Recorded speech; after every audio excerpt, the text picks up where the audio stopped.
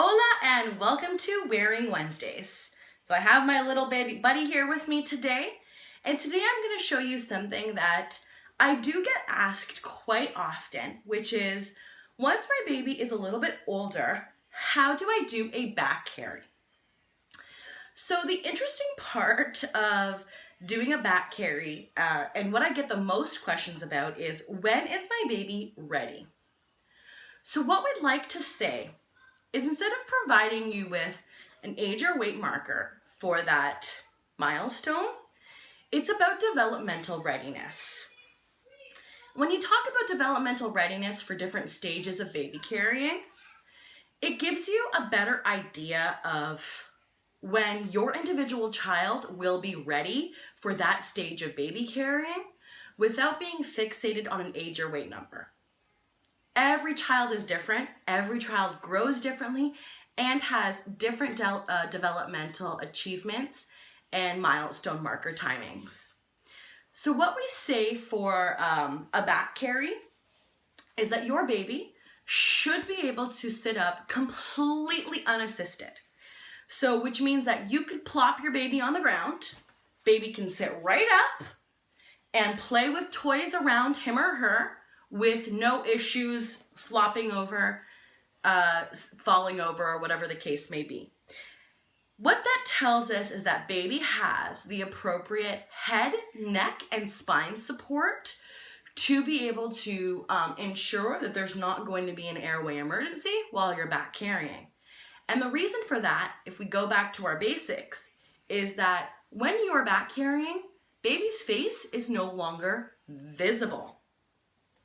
Which means that, and part of that indicator is that we want to ensure that with the baby's face and visibly being able to see the baby's face, is that there is no cause for an airway emergency. And so when baby's on your back, you can't necessarily see their face, so they need to be developmentally ready to ensure that they've got all the support to ensure that there is going to be no airway emergency. So your baby is ready. Now, a baby this size is typically not ready. However, this is my best demonstration and my quietest demonstration doll that I can use. My real child would be just far too wily. So I'm going to show you how to place your baby on your back all by yourself. Now, by all means, if you have a partner at home who can help you with putting the baby on your back, go ahead and use them. It's not necessarily going to be the instance where you have to be the sole person or the sole individual putting the baby on your back by yourself at all times. But if you are by yourself and you do want to try it, here is my best tip to do so. I'm going to put baby down. So we're going to start by getting the carrier. Oh, let me adjust the carrier here.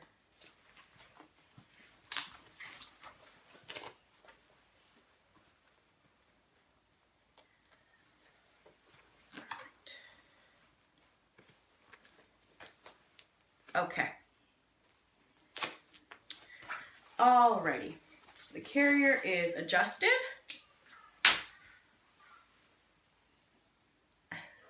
Give me 1 second. Alright. The carrier is adjusted. So first things first, the waist strap. So I like to put the waist strap on.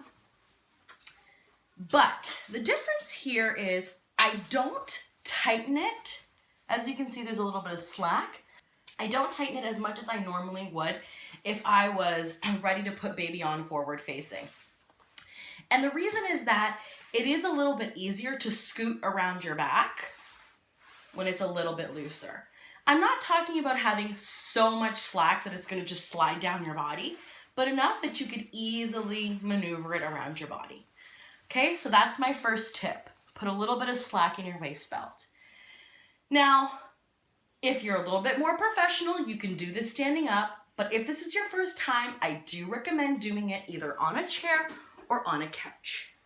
So we're going to take baby, and we're going to settle baby into the carrier as if we were going to put them on forward facing. Except as you can see, the carrier is hanging over, my waist strap is loose, and now what I'm going to do is I am going to shimmy or scoot or shuffle insert S word there, around my body, okay? Always having one hand on the baby, all right? So as you can see, I'm scooting. Now, if my waist strap was super tight, this would be very difficult to do. And that is one thing that I find is what encumbers caregivers from trying it. It just doesn't feel right. Okay, so we're scooting. All right, I'm gonna turn around and I'm gonna show you here that as I'm scooting, I'm now shifting so that I'm holding the baby, okay? Always with two hands, okay? So now I'm gonna sit back down because I need to get these straps over me. I'm still holding the baby. Okay, I gotta put my backpack straps on. All right. So backpack straps are on. Now I can tighten up my waist belt. And baby is situated in the carrier. So again, like I said, this baby is far too small to be in this carrier.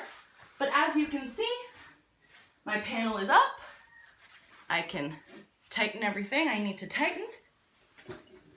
Step back here. All right. Baby is in the carrier.